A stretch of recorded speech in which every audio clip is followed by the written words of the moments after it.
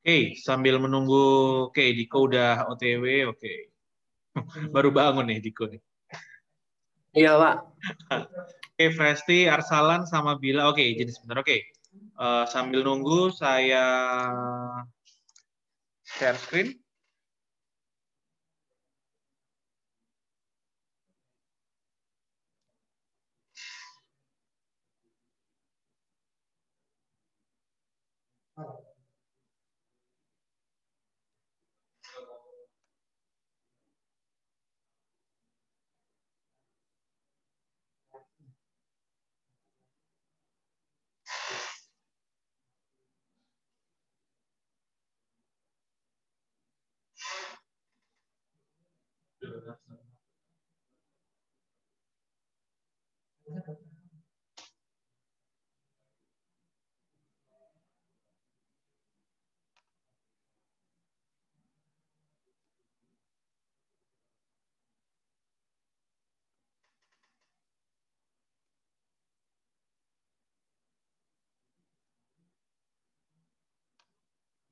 Oke.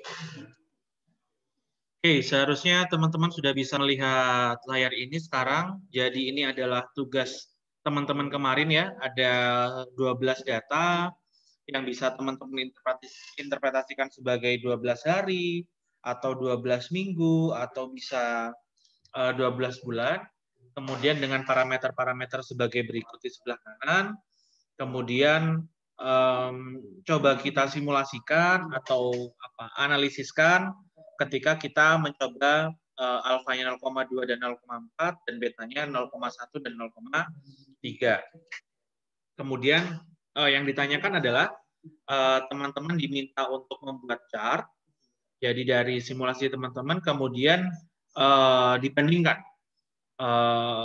error evaluation-nya, baik melalui MAD, MAPI, MSI, atau MFI. Oke. Nah, hasilnya akan muncul seperti ini.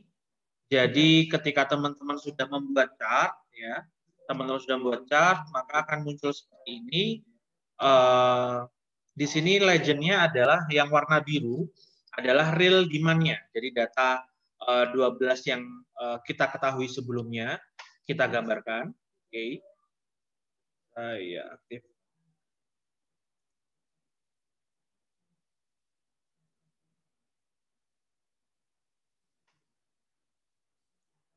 Oke.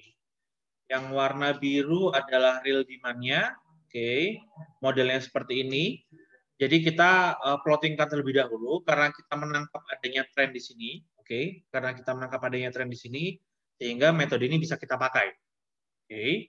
Kemudian beta 0,3 dan 0,2 kita bandingkan di sini. Oke, beta 0,3 0,2 dibandingkan di sini. Yang 0,2 itu lebih landai, oke. 0,2 lebih landai, sementara yang 0,3 dia lebih ada kenaikan sedikit di akhir-akhir. Oke. Jadi ada kenaikan sedikit di akhir. Sehingga dia sedikit bisa menangkap real demand-nya di akhir. Oke. Jika kita menggunakan beta 0,3. Oke. Dan di sini diketahui MIPI-nya ketika kita menggunakan beta 0,3 adalah 2,61%. Kalau kita menggunakan 0,2 adalah 3,34%.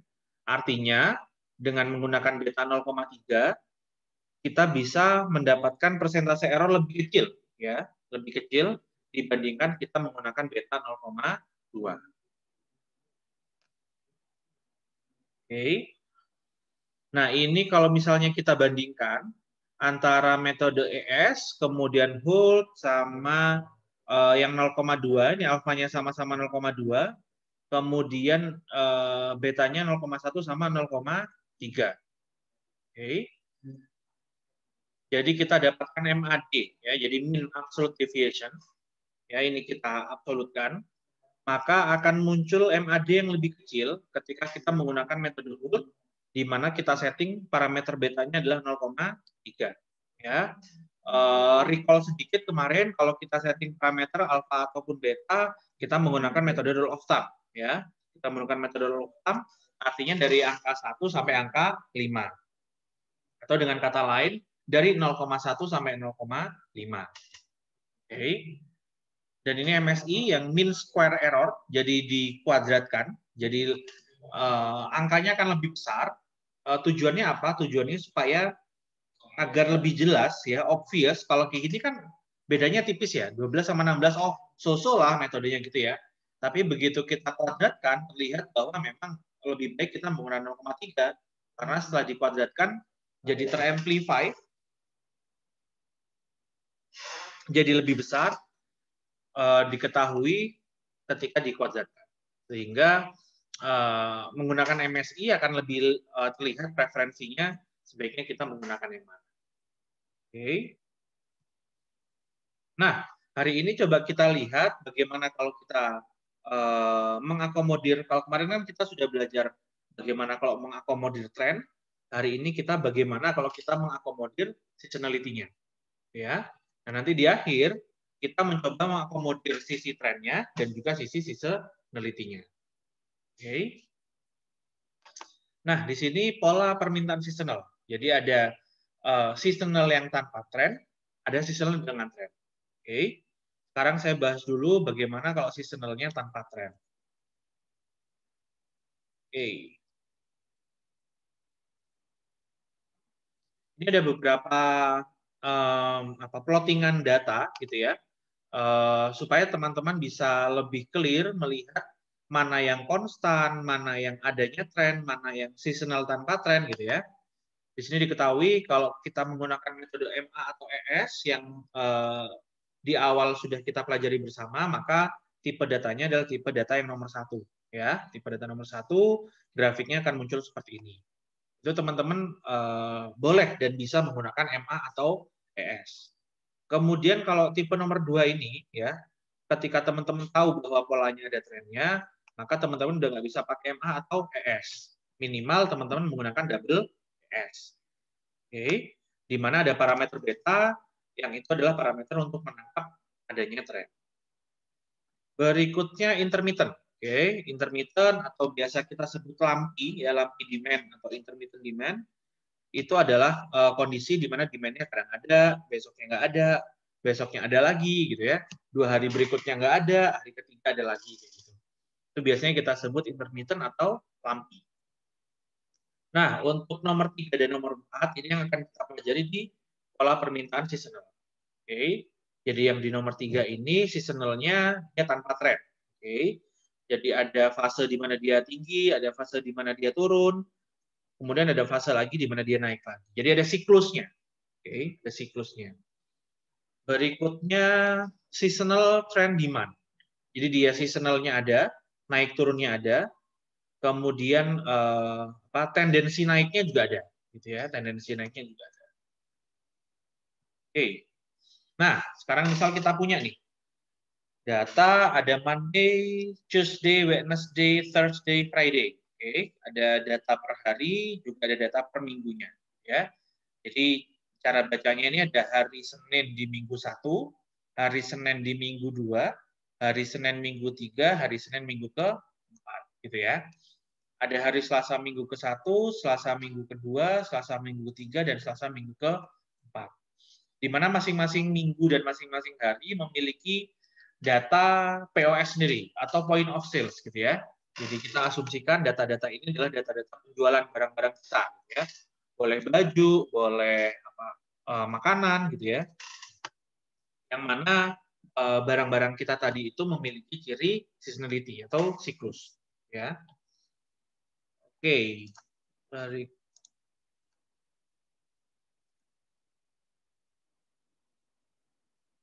Oke, prosedur, ya. Jadi dari data ini kemudian kita masuk ke prosedur.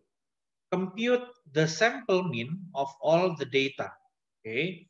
Ini main statistik lagi nih ya. Compute the sample mean of all the data. Kemudian calculate seasonal factor for each period by dividing each observation by the sample mean. Oke, jadi pertama kita hitung dulu sampel mean-nya dari kesemua data, kemudian nanti kita akan bagi data aslinya dengan data mean-nya. Ya. Oke. Jadi data ini kemudian kita average-kan. Average of all observations is 164.25. Jadi teman-teman kalau sekarang misal ada yang join lewat handphone, teman-teman bisa mencoba menghitung gitu ya. Jadi data ini tadi kalau kita average-kan ya, kita average-kan, maka dia akan dapat di angka 164,25. Jadi ini adalah rata-rata point of sales kita selama 1 bulan, gitu ya. Rata-rata point of sales kita selama 1 bulan.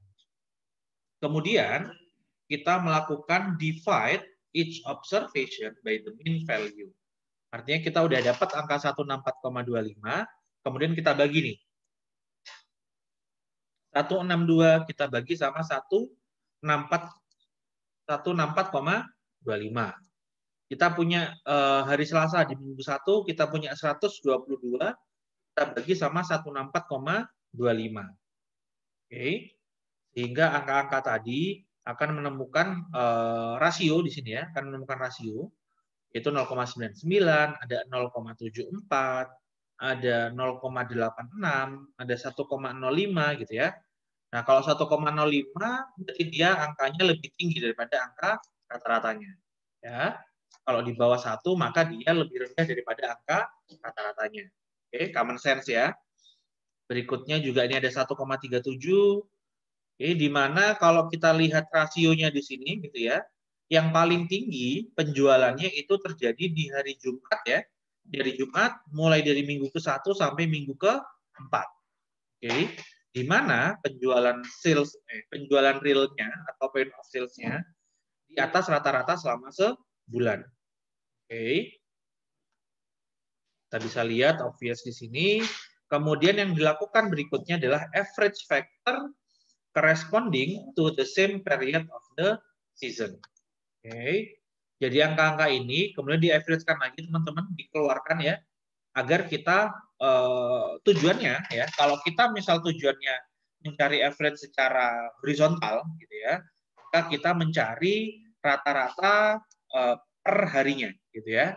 Kita cari Monday, kita cari Tuesday, Wednesday gitu ya. Nah, tapi kalau kita melakukan rata-rata secara vertikal, secara vertikal, maka yang kita lihat ya, yang kita lihat seasonal factor-nya adalah seasonal factor per minggu.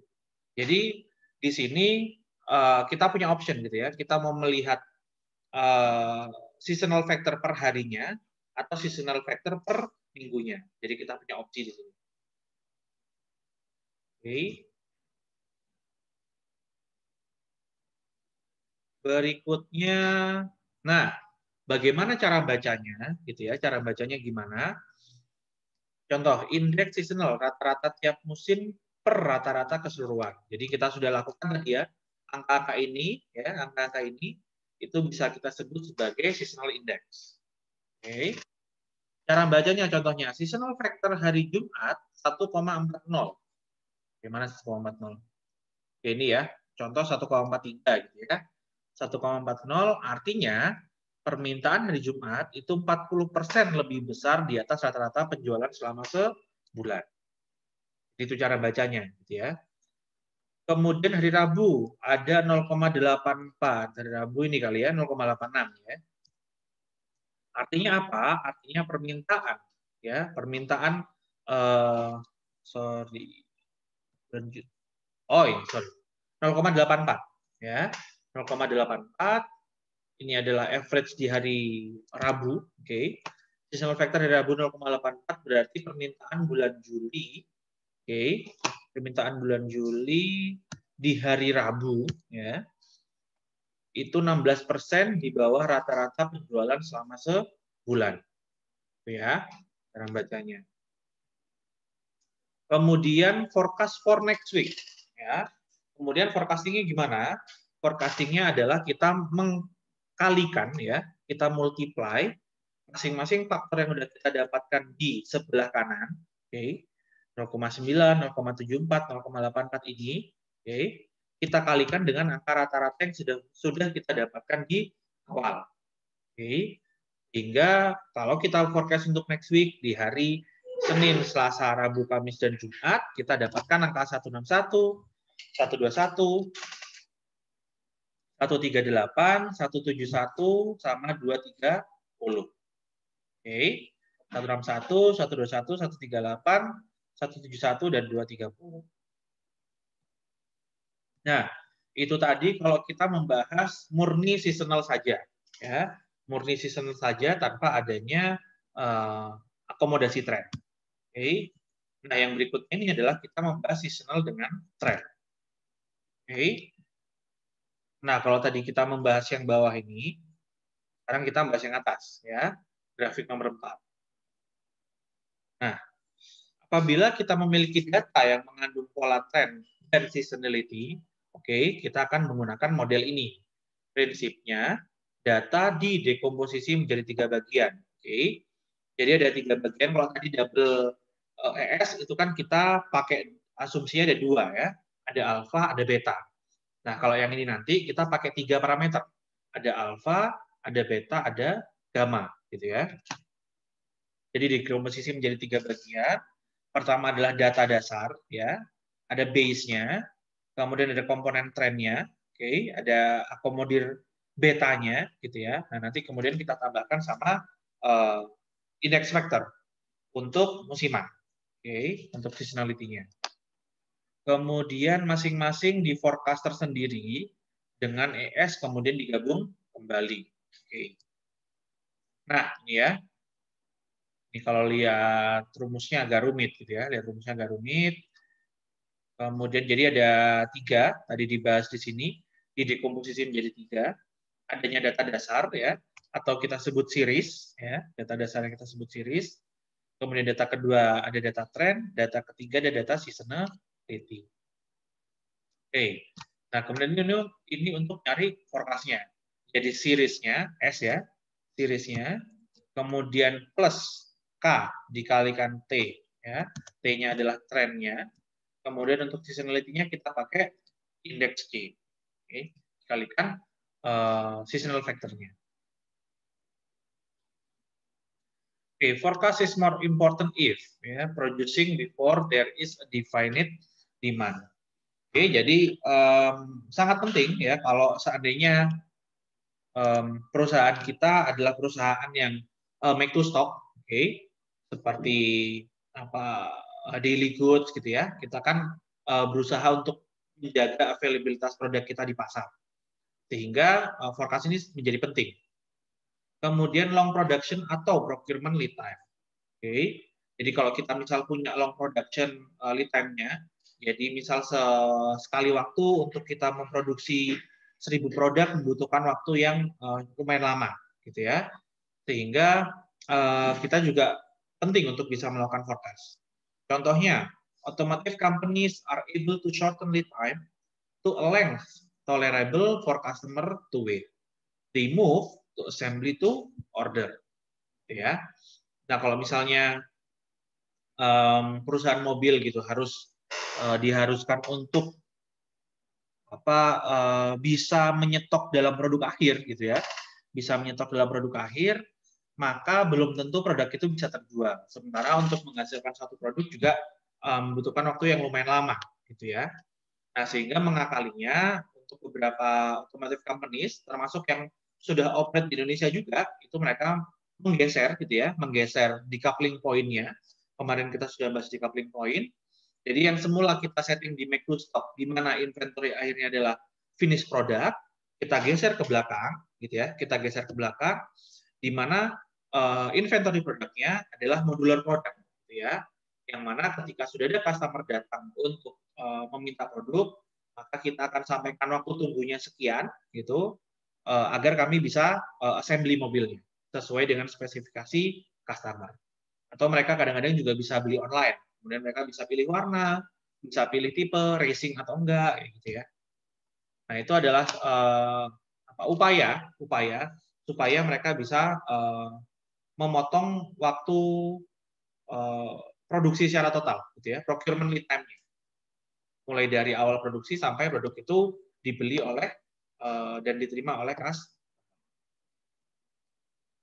Nah, ini ya, contoh realnya, kan kita sudah belajar macam-macam gitu ya. Kita udah belajar macam-macam. Ternyata kualitatif forecasting itu juga masih menjadi apa? Preferable gitu ya. Preferable di masyarakat di mana managers opinion gitu ya, managers opinion itu masih sering digunakan untuk perusahaan-perusahaan yang dia tingkatan salesnya itu di bawah 100 juta dolar, gitu ya, di mana mereka memiliki 40,7%, masih sering digunakan. Kemudian untuk yang high sales dia lumayan rendah gitu ya, tapi ya so-so ya, so-so yang dia perusahaannya sudah point of sales-nya di atas 500 juta dolar itu 39,6% menggunakan teknik manager's opinion. Oke. Berikutnya untuk yang executive opinion ya, executive opinion itu ada di angka 40,7% untuk yang perusahaan low sales, untuk perusahaan high sales di 41,6. Oke. Jadi manager's opinion sama executive opinion ini masih menjadi apa? Rujukan gitu ya, masih menjadi rujukan. Kemudian untuk sales for composite itu lebih banyak disukai ya ketika perusahaannya adalah perusahaan high sales ya. Di mana number of firms-nya perusahaan yang di interview atau direkap dari riset ini itu yang low sales adalah 27 perusahaan, sementara yang high sales ada 48 per perusahaan. Oke. Lumayan besar angkanya. Kemudian untuk yang, nah ini beberapa metode yang sudah kita pelajari juga tadi ya, ada moving average, ada simple linear, kemudian kalau regression ini sepertinya di statistik ya, statistik industri ya dipelajari ya. Kemudian ada SES ya yang kita pelajari, kemudian multiple regression ya dengan beberapa faktor yang digunakan, kemudian ada simulasi, ada classic decomposition gitu ya. Ternyata kalau kita cek angkanya ini, ternyata metode yang lebih simpel itu yang lebih banyak digunakan ya. Dimana kalau kita menggunakan melihat data ini, moving average itu lebih disukai gitu ya. Ada sekitar 20-an% perusahaan yang masih menggunakan itu, baik low sales maupun high sales. Oke. Sementara yang lainnya berturut-turut masih menggunakan regresi, kemudian naif gitu ya, yang data kemarin diambil data sekarang gitu. Kemudian SES juga lumayan ya, SES lumayan, multiple regression juga banyak disukai. Nah, malah yang metode-metode kayak hold itu malah nggak muncul di sini ya. Dengan kondisi data di sini ada 27 perusahaan yang masuk dalam kategori low sales yang menggunakan moving average gitu ya. Dan juga ada 48 perusahaan yang termasuk high sales juga menggunakan moving average. Oke. Nah, ini ada, coba nanti saya tampilkan contoh Winters method ya. Ini saya stop share dulu. Oke, ini sambil saya cari Excel-nya, teman-teman boleh break dulu ya. Kalau mau dinonaktifin kameranya silakan break dulu. Saya sambil cari datanya sebentar. Ya. Yuk di-on-kan dulu kameranya. Coba saya ingin membahas, jadi teman-teman silakan sambil dibuka laptopnya, sambil dicek tugasnya kemarin ya. Ini saya coba sambil membahas. Oke. Jadi kemarin ini ya tugasnya adalah kita cari dulu dengan data ini ketika alfanya 0,2 sama 0,3. Oke. Alfa 0,2, beta 0,3, kemudian inisialnya adalah 508, trennya 2. Oke, trennya 2. Kemudian kita punya data 500, 510. Oke, seperti ini sama. Oke, kita set di sini teman-teman. Kita set di sini. Jadi kita anggap dia data ke 0 gitu ya.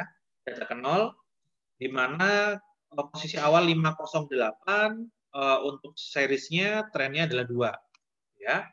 Nah, kemudian kita hitung, kita posisikan datanya di sini 500 sampai 600 ya, benar ya. Oke, benar. Nah, kemudian kita mulai hitung. Jadi Q18 ya, Q18 itu adalah alfanya ya. Alfanya Q18 dikalikan Q4. Q4 adalah data pertama, data ke-1. Oke. Ditambah 1 minus Q18, oke. 1 minus Q18 jadi 1 minus 0,2. Oke. 1 minus 0,2 berarti 0,8 ya. Dikalikan R3 plus S3. Jadi data ke-1 seriesnya ditambah data kedua trennya. Oke. Maka ketemu nanti 508. Untuk trennya sekarang. Trennya Q19, oke. Q19 adalah betanya 0,3 dikalikan R4 dikurangi R3. Oke. R4 dikurangi R3 berarti 508, oke, dikurangi R3 dikurangi 508 jadi 0 ya. 0,3 dikali 0 jadi 0 plus 1 minus Q19 1 dikurangi 0,3 berarti 0,7 ya, dikalikan sama S3 dikalikan sama 2.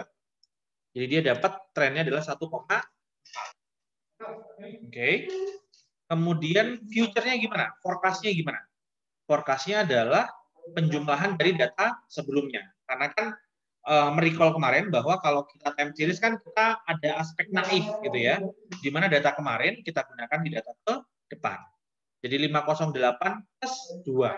Oke. Itu sebagai forecast-nya atau data future-nya periode ke-1.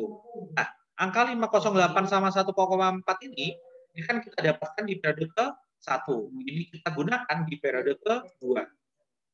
Oke. Jadi 508 plus 1,4. Oke. Sampai sini dulu. Udah cocok teman-teman menghitungnya? Ada yang benar? Saya belum cek kemarin. Kelihatankah? Sudah kelihatan? Atau kurang besar di layar?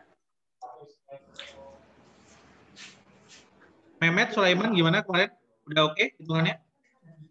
Saya nggak pakai yang not seasonality ini, Pak. Saya nggak pakai hold method sama sekali. Saya langsung pakai yang double exponential. Double exponential kan? Berarti pakai alpha sama beta. Iya. Ini kan alfanya nih. Untuk yang series, betanya untuk yang trend. Udah. Benar? Iya, Pak. Benar. Benar, oke. Kemudian, nah, ini yang perlu teman-teman perhatikan. Kalau teman-teman menghitung di Excel dan juga menggunakan parameter, jangan lupa parameternya di string, dikunci. Ya. Biar kalau teman-teman ngedrag ke bawah, ya, ngedrag ke bawah, itu dia tidak akan bergeser. Oke. Nah, itu kenapa saya parameternya udah saya hitung di bawah, saya tulis di bawah gitu ya. Alfa 0,2, beta 0,3. Ini sudah saya tulis di bawah. Ya, sehingga ketika saya menghitung, saya sudah bisa nge-string, saya sudah bisa ngunci. Ya. Jadi tinggal saya drag ke bawah. Ya. Tinggal saya drag ke bawah, maka nanti muncul hasilnya. Ya. Ini saya drag ke bawah, nanti dia muncul hasilnya. Ya. Kemudian ini kita tinggal menjumlahkan ya. Jadi untuk periode ketiga kita menggunakan data forecast periode kedua. Untuk forecast keempat, untuk future keempat maka kita menggunakan data forecast ketiga, gitu ya. Jadi naif. Data ke depan kita ambil dari data sebelumnya. Oke. Di sini saya mengeluarkan MAPI-nya ya, saya pakai MAPI. Kenapa saya menggunakan MAPI? Agar saya bisa tahu persentasenya berapa nih, persentase error, gitu ya. Karena kalau kita menggunakan metode lain, keluarnya kan angka, gitu ya. Kita menggunakan MAD, keluarnya angka. Kita menggunakan MSE, kita keluarnya angka. Jadi kalau saya mau menjustifikasi sesuatu, saya susah, gitu ya. Tapi kalau saya menggunakan MAPI, ya, maka saya tahu sejauh mana error dari tebakan saya, gitu ya. Nah di sini kan ada errornya 4%, ada yang 5,9%, jadi saya lebih bisa menjustifikasi, gitu ya, bisa lebih menjustifikasi. Nah kemudian saya average-kan di bawah, ya. saya average-kan di bawah, maka rata-rata MAPI saya ketemu di 2,61%. Ya, rata-rata errornya adalah di 2,61%. Oke. Ini untuk yang parameter 0,2 sama 0,3. Soal berikutnya yang poin B adalah kalau alfanya 0,4, betanya 0,1. Saya geser sedikit ke sini, oke. Alfanya 0,4, betanya 0,1. Ya. Saya tulis lagi parameternya di bawah. Kemudian saya hitung lagi, oke. Saya hitung lagi. Oke, saya hitung lagi dengan cara yang sama, ya, dengan cara yang sama. Kemudian saya hitung rata-rata MAPI-nya, ternyata keluarnya lebih kecil. 2,19% rata-rata errornya. Artinya apa? Artinya adalah ketika kita naikkan alfa, ya, ketika kita naikkan alfa dan betanya kita kurangi, ternyata errornya lebih kecil. Nah, kalau teman-teman sudah bisa menghitung kayak gini, teman-teman sensitivitasnya enak. Sekarang misal alfanya saya jadi 0,2, betanya saya naikin 0,4 misalnya. Nah, diketahui ternyata errornya lebih besar. Ya, ternyata supaya kita mendapatkan error yang lebih kecil, maka ternyata kita harus mengecilkan beta. Oke, gitu ya. Misal ini mau saya bikin ekstrim 0,5 gitu ya. Nah, ternyata lebih kecil lagi. Ya, persentase errornya lebih kecil lagi. Saya bikin ekstrim, alfa 0,1, betanya 0,5 misalnya. Oke, ternyata errornya besar. Ya, jadi dari kenapa saya memberi dua angka yang berbeda ke teman-teman, ya, ada yang 0,2, 0,3 sama 0,4, 0,1. Supaya teman-teman bisa menghitung, supaya bisa menaksir gitu ya. Ternyata sensitivitas alfa dan betanya berpengaruh terhadap error yang dihasilkan. Gitu ya. Nah, kalau teman-teman coba-coba ternyata kalau kita menggunakan alfa yang tinggi, beta yang kecil, maka persentase errornya juga hasilnya lebih kecil. Gitu ya. Ternyata baiknya kita itu menaksir berdasarkan data seriesnya. Artinya kita lebih condong ke data historisnya daripada kita mengakomodir trennya. Ya, kesimpulannya seperti itu. Ya. Karena alfanya kan harus kita tinggikan. Artinya kita harus lebih tendensius gitu ya. Kita harus lebih tendensius terhadap data histori. Oke. Nah, untuk ini tambahan ya. Ini tambahannya ini beta 0,3. Ini data yang oke. Ini yang betanya 0,3 ya. Betanya 0,3 ternyata kalau dari grafik terlihat bahwa dia memang lebih landai. Oke, dia lebih landai. Ya, lebih landai. Kalau yang data abu-abu ini adalah yang betanya 0,1. Oke, betanya 0,1 ternyata dia memang secara naik turun datanya dia lebih bisa catch up dengan kondisi realnya. Gitu ya, lebih bisa catch up dengan kondisi realnya. Tapi tetap seperti metode-metode sebelumnya, ES dan MA, di sini juga kita bisa melihat bahwa forecast kita itu masih terlambat untuk mengcapture trennya, ya. Dimana ketika misal dia harusnya naik, data kita masih di bawah, ya. Datanya naik, kita masih di bawah. Begitu datanya turun, kita baru naik, ya. Kita masih tetap terlambat untuk meng-capture trennya, gitu ya. Ini datanya naik, kita juga naik, tapi masih landai naiknya. Ya. Begitu dia turun, kita baru bisa hampir sama nih. Ya. Ini di data nomor 9. Data nomor 9. Oke, 575, taksiran kita 574. Ya. MIPI-nya hampir 0 ini ya. MIPI-nya hampir 0. Ini kalau saya panjangin, oke. Jadi dia MIPI-nya 0,00380. Jadi hampir pas. Gitu ya. Tebakan kita. Oke, ini untuk tugas yang kemarin teman-teman ya. Saya belum sempat meriksa, moga-moga kayak gini nih ya. Oke. Nah, berikutnya yang tadi. Yang kalau kita mengakomodir seasonal. Oke. Kita mengakomodir seasonal, contoh ya. Semoga lumayan kelihatan ya. Nah, ada Monday, Tuesday, Wednesday, ya, Thursday, dan Friday. Oke. Week 1, week 2, week 3, week 4. Oke. Nah, kita punya data ini 162, 173, 146, 161, oke. Kemudian data di samping ini adalah summary-nya, ya. Summary-nya. Ya, saya jumlahkan ke samping, oke. Kemudian misal saya jumlahkan ke bawah. Sorry. Oke. Jadi ini summary-nya, ini adalah summary per hari, oke. Ini adalah summary per minggu, ya. Saya ulangi, ini summary per hari, ini summary per minggu. Total point of sales-nya, ya, total point of sales-nya, ya, total point of sales per hari, ya. Yang ini total point of sales per minggu.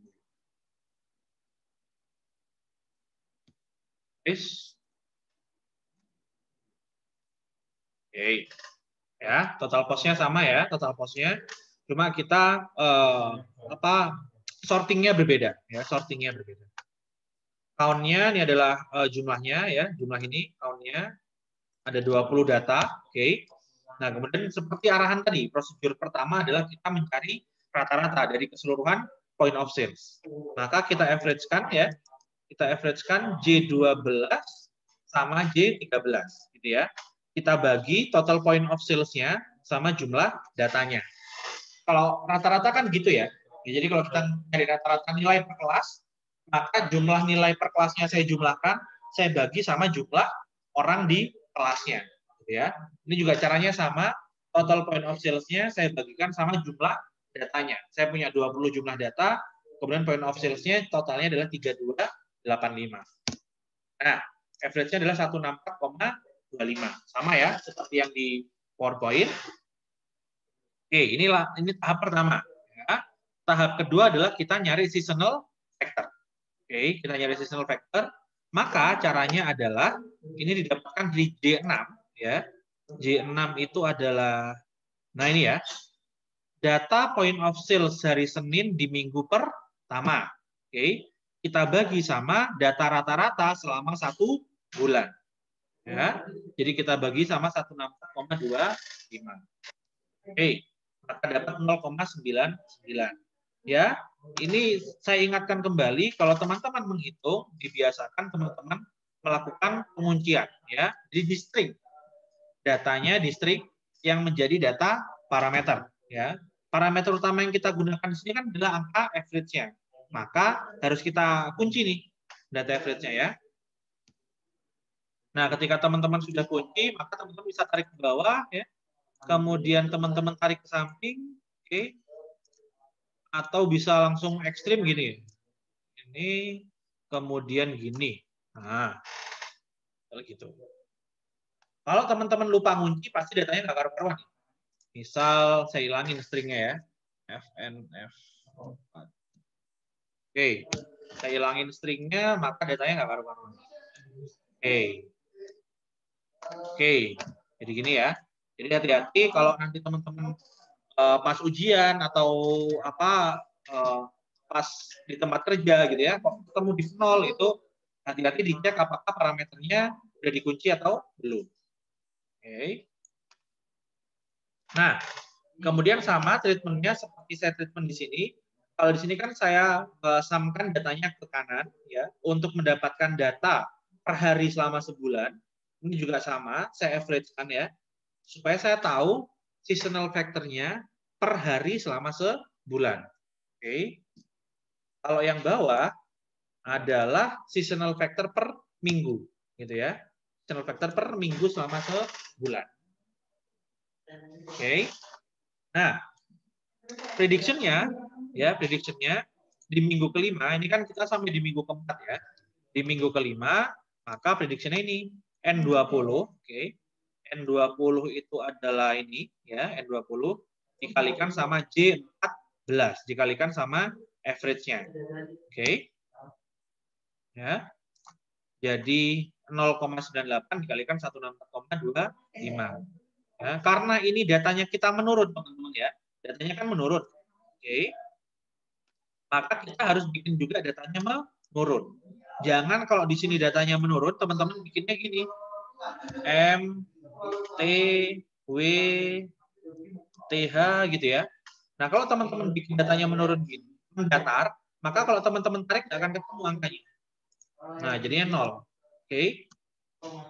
Karena datanya di awal, teman-teman sudah setting menurun. Oke. Jadi teman-teman juga harus setting menurun. Jadi ketika dia di drag ke bawah, maka dia akan mengikuti.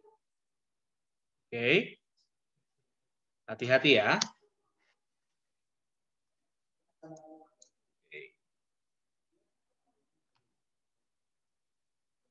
Oke. Jadi kita sudah bisa memprediksi minggu kelima, hari Senin, hari Selasa, hari Rabu, hari Kamis, dan hari Jumat. Oke, berdasarkan seasonal factor. Ya.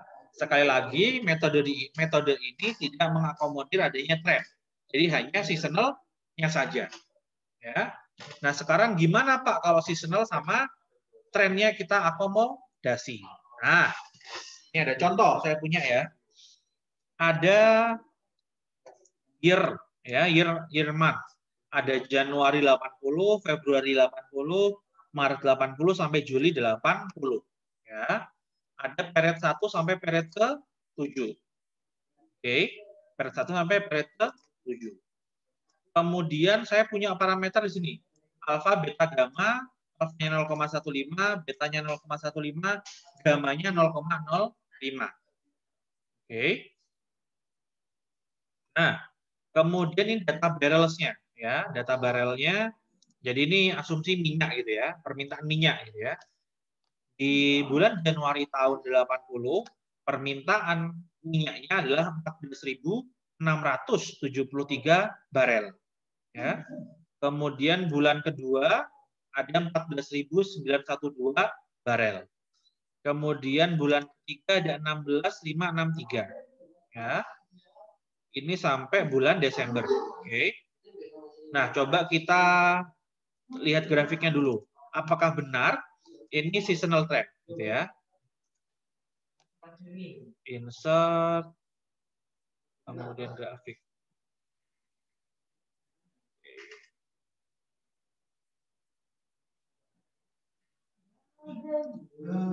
Ini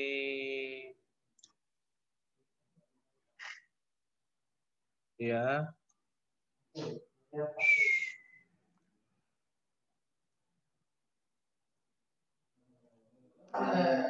Saya ganti yang ada titiknya.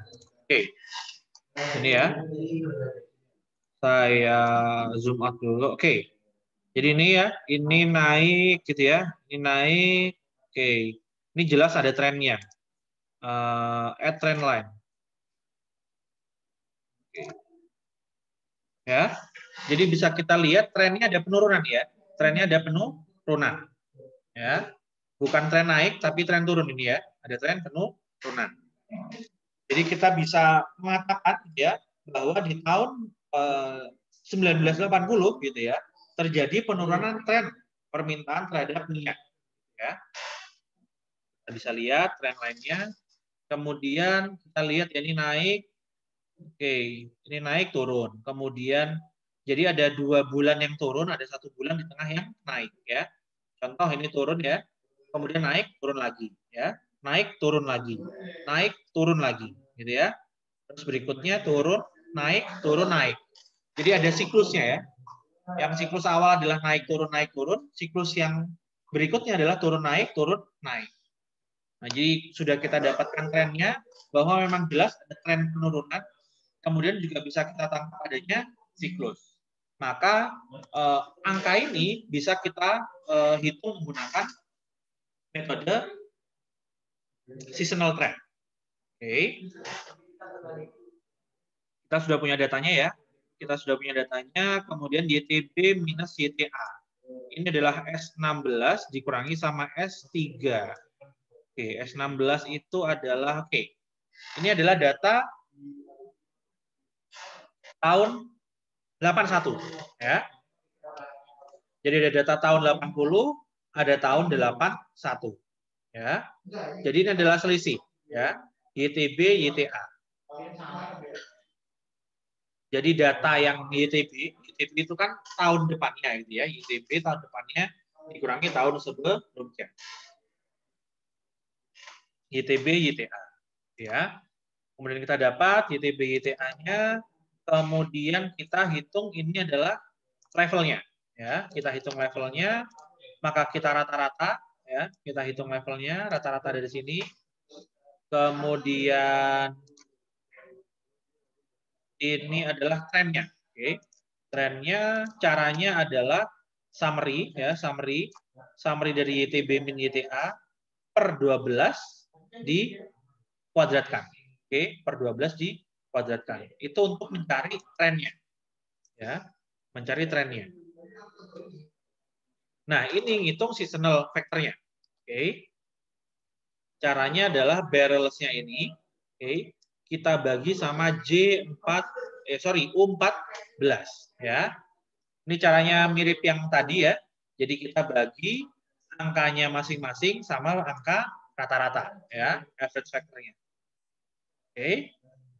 Nah, jadi dari sini kita sudah dapat angka level ya, yaitu rata-rata permintaan barel, kemudian angka tren ya, angka tren yang didapatkan dari selisih angka tahun depannya dengan tahun sekarang, kemudian kita bagi sama 12 ya, yaitu jumlah bulannya dikuadratkan. Oke. Kita juga punya sama yang namanya seasonal factor ya. Kita punya seasonal factor. Nah, cara menghitungnya gimana kemudian? Cara menghitungnya adalah seasonal factor ini, oke, kita copy, kita paste-kan di data tahun 81. Ya, kita paste-kan di sini. Oke. Jadi 0,90747. Nah, karena kan kita asumsi tetap kita kan koridornya naif ya, koridornya naif. Sehingga data kemarin kita pakai di data berikutnya. Data tahun kemarin kita pakai di data tahun berikutnya. Ya.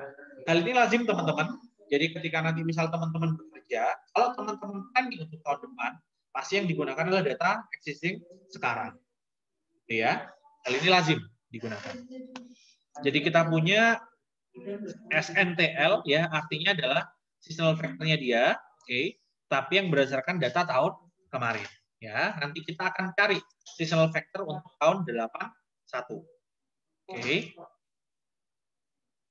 Sekarang kita cari levelnya ya. Kita cari levelnya, maka kita menggunakan rumus yang tadi saya sampaikan. Oke. Nah, ini nanti coba datanya saya kosongin ya. Datanya coba saya kosongin. Coba teman-teman menghitung lagi ya. Coba teman-teman menghitung lagi kalau menggunakan metode seasonal trend. Ya. Kalau yang double ES-nya masih ada yang keliru, teman-teman coba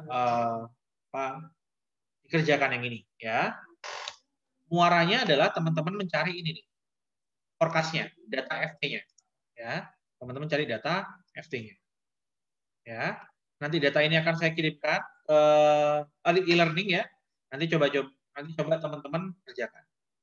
Kalau tugasnya sudah banyak, ini nggak dianggap tugas, nggak apa-apa deh. Tapi teman-teman coba, karena ini nanti akan kita gunakan untuk bahan praktikum. Oke, ini akan kita gunakan untuk bahan praktikum. Ya. Oke, saya stop share dulu. Ya.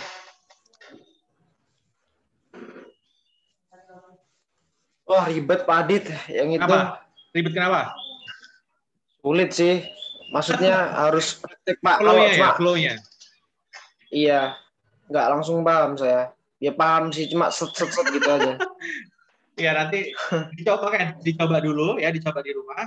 Nanti di minggu depan, nanti sebelum saya bahas materi berikutnya, nanti coba kita bahas bareng-bareng ya. Jadi teman-teman join via handphone aja minggu depan. Kemudian kalau ada laptop teman-teman di rumah, jadi laptopnya ditayangkan untuk pekerjaannya teman-teman, gitu ya. Jadi sambil lihat slideshow saya, share screen saya, nanti teman-teman bisa melihat mana yang kurang, mana yang keliru, gitu ya. Oke. Atau kalau lebih enak boleh di print, kemudian nanti teman-teman coret-coret gitu ya, flow-nya gimana gitu. Karena ini adalah salah satu metode yang apa ya, masih sering digunakan gitu,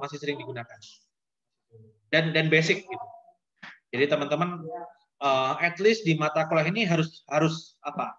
Kalau Al-Qur'an itu hatam gitu ya, harus hatam gitu, untuk metode yang itu. Ya. Oke. Jadi gitu ya. Nanti coba datanya saya kosongin. Kemudian ini kan saya record nih. Ini saya record, nanti saya post juga kuliah kita hari ini. Jadi nanti teman-teman sambil ngikutin apa penjelasan saya gitu ya.